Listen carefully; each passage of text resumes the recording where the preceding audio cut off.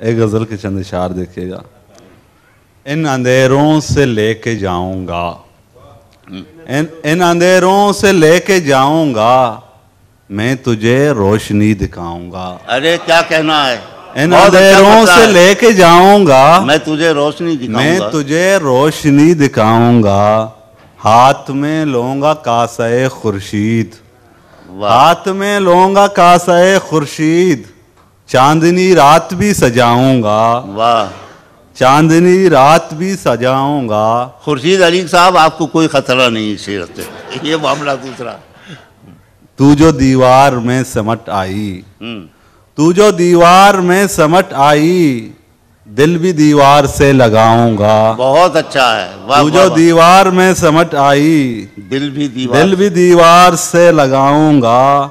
वो जो मुश्किल से याद करता है, वो जो मुश्किल से याद करता है, उसको मुश्किल में याद आऊंगा। क्या कहना है ताहिर अजीम साहब, वाह वाह वाह, क्या कहना है। वो जो मुश्किल से याद करता है, उसको मुश्किल में याद आऊंगा।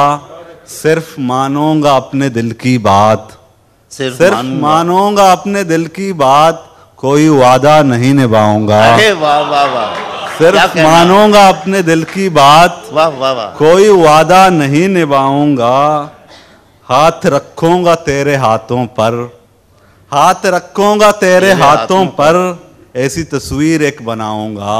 बहुत अच्छा, ऐसी तस्वीर एक बनाऊंगा।